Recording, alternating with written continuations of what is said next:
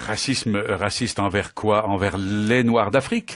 Envers les prêtres africains. Envers les prêtres africains qui sont donc établis donc à Rome, soit en poste ou de passage, et puis les religieuses africaines qu'on fait venir d'Afrique à tour de bras parce qu'il manque des religieuses, vous le savez, donc en Italie avec la crise des vocations. Eh bien, les religieuses africaines qu'on fait venir pour travailler dans les couvents donc italiens sont victimes elles aussi de discrimination et de racisme. Et là, vous allez aller beaucoup plus loin parce que vous allez faire une interview avec une religieuse dont on parlera tout à l'heure. J'ai fait un film, oui. Vous avez un film avec elle? J'ai fait un film évidemment d'une heure où on ne la voit pas bien sûr, son visage. Où des religieuses donc expriment donc les problèmes qu'elles rencontrent, mais pas seulement qu'elles. Il y a aussi des religieuses en France, au Congo et en Martinique qui parlent aussi des problèmes de racisme. Parce que même chez nous en Martinique, on a connu ça avec souvent des mères supérieures qui venaient de France et qui avaient des comportements racistes à l'égard des religieuses martiniquaises et également donc des évêques qui venaient de France et qui avaient des comportements racistes à l'égard des prêtres locaux en Martinique et qui allaient même quelquefois jusqu'à donner des coups de pied aux enfants parce que justement ils ne supportaient pas les Noirs.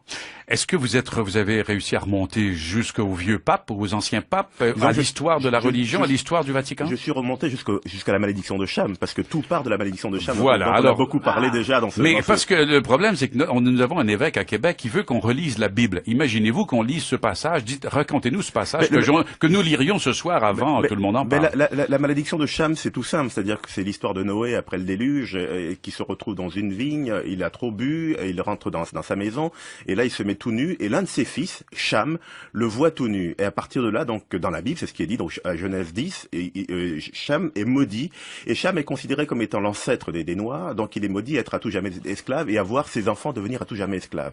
Mais ce qu'on ne dit pas, c'est que ça, c'est ce qui est écrit dans la Bible, mais les premiers exégèses, que ce soit les Juifs, les chrétiens et les Arabes, ont expliqué que Cham avait non pas vu seulement son père nu, mais qu'il avait d'une part soit châtré, soit abusé sexuellement de lui, soit humilié en abusant sexuellement de sa mère.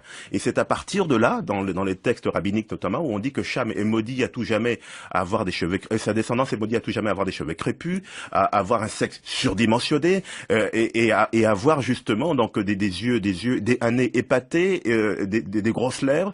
Et c'est de là que part toute la malédiction qui frappe les Noirs. Et c'est d'ailleurs à ça que j'ai emprunté le titre « Et si Dieu n'aimait pas les Noirs ». Et c'est cette malédiction que l'Église a appuyée pendant des siècles et qui a contribué donc à l'esclavage, entre autres. À l'esclavage notamment, mais aussi à avoir un regard sur les Noirs qui était considéré non pas à l'image de Dieu, mais du diable.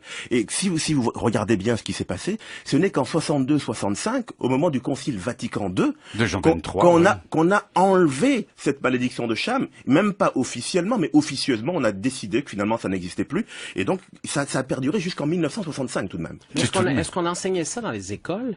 Est-ce que cette vision-là, comme dans les écoles africaines ou les écoles des Antilles, est-ce que c'est ça qu'on apprenait aux enfants? Oui, justement, puisque je rapporte notamment une chanson qui était chantée au Congo dans les années 50, où on apprenait aux enfants, donc des religieuses qui apprenaient ça aux enfants au Congo, nous sommes les enfants de Cham, nous avons été maudits, malheur à toi Cham, à cause de toi nous vivons donc encore aujourd'hui donc ce genre de drame. Donc on enseignait ça aux enfants et on leur faisait apprendre ça, y compris dans leur langue au Congo, de façon à ce que ça reste constamment dans les têtes, et ça durait jusque dans les années 60. Alors quand vous voyez que le pape d'aujourd'hui voudrait faire béatifier Pie XII, déjà les Juifs ne sont pas très contents. Et ils ont raison, bien sûr, et vous non plus. Mais nous on n'est pas contents parce que c'était le point de départ de ce livre. Lorsqu'en 2005 j'ai voulu donc faire ce livre, c'est parce qu'une vieille dame italienne qui était sensible à la question des Noirs en Italie m'a remis un document, et ça m'a complètement bouleversé. C'était un télégramme qui a été envoyé par l'ambassadeur de Grande-Bretagne auprès du Saint-Siège, auprès du Vatican, en 1944 au commandement allié, pour leur dire on ne veut pas qu'il y ait des Noirs qui viennent donc libérer Rome, et on ne veut pas qu'il y ait des Noirs donc aux portes du Vatican.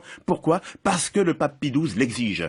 Donc là, quand j'ai découvert ce télégramme, j'étais complètement abasourdi, et j'ai commencé à enquêter sur Pie XII.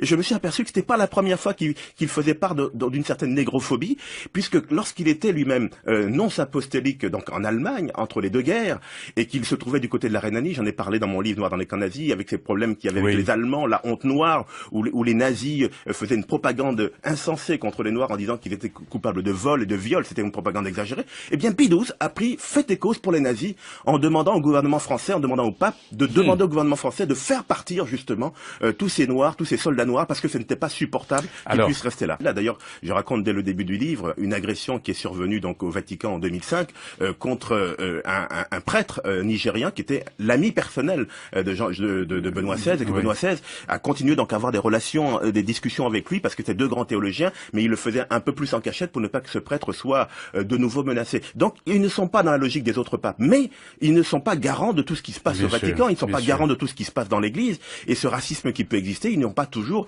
moyen de pouvoir justement donc y mettre fin. Et aussi au problème aussi des papiers. Le problème des papiers. Et donc, Ouais. à un moment donné, Il y a des religieuses confronté- noires africaines au Vatican sans papier.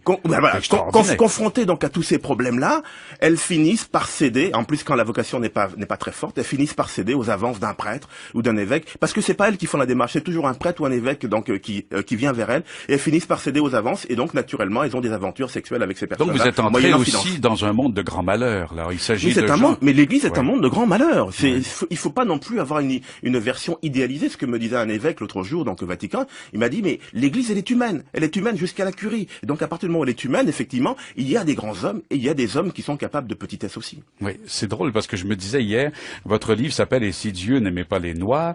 et peut-être qu'un jour on écrira « Et si Dieu n'aimait pas les églises ?» Peut-être, parce que je pense que le problème de beaucoup de catholiques aujourd'hui, et je le vois bien, on a du mal à discuter avec eux parce qu'ils sont toujours dans le dogme, c'est qu'ils font pas la distinction entre l'Église et la foi. La foi est une chose personnelle, qui est un rapport avec Dieu, qui est un rapport qui peut être très fort, et d'ailleurs, un livre comme ça ne doit pas bouleverser tous ceux qui ont une véritable foi. Et puis l'Église, elle est humaine, je le répète encore, et à partir du moment où vous concevez qu'elle est humaine, vous devez concevoir aussi qu'elle est capable de failles. Et vous disiez tout à l'heure par rapport aux sans-papiers, il y a aujourd'hui au Vatican une centaine de prêtres africains qui sont sans papier. Mais sans papier, comment se fait-il? Mais oui, parce que ce qu'on ne sait pas, c'est que on demande à tous les prêtres du monde, quelquefois, de venir faire des formations donc de théologie pour approfondir leur connaissance, de venir faire des formations donc au Vatican, à Rome, et donc à l'université. Et donc, pour les Africains qui viennent là, et qui n'ont pas beaucoup d'argent, qui ont une petite bourse de 400 € pour pouvoir vivre, se loger et se nourrir, ils n'arrivent pas quelquefois à s'en sortir, et qu'est-ce qu'ils font? Comme me disait un prêtre, comme leur McDo à eux, les prêtres, ce sont les messes, eh bien ils vont dire des messes à droite à gauche toute la journée, une messe leur rapporte 50 €. Et donc, à force d'aller dire des messes, eh bien, ils vont pas en cours. Donc, au bout de 2 ans, ils n'arrivent pas à valider leur diplôme. Et plutôt que de rentrer chez eux, ils décident de rester donc en Italie. Et là, ils deviennent sans papier puisqu'on les met à la porte. Mais ici, Monsieur Billet, on voit des évêques, des prêtres africains noirs venir travailler à Montréal. Oui, parce qu'il n'y a plus de vocation. Parce qu'il n'y a plus de vocation. Même Richard Garneau va plus à la messe et à la confesse. Oui, mais le problème qui se pose, et ça on le dit pas, l'Église, elle institue cette discrimination encore plus loin, puisque vous avez des prêtres que vous faites venir, et naturellement, c'est bien parce que ça permet de montrer que l'Église est universelle, mais elle n'est pas si universelle que ça, parce qu'aujourd'hui, qu'est-ce que vous constatez?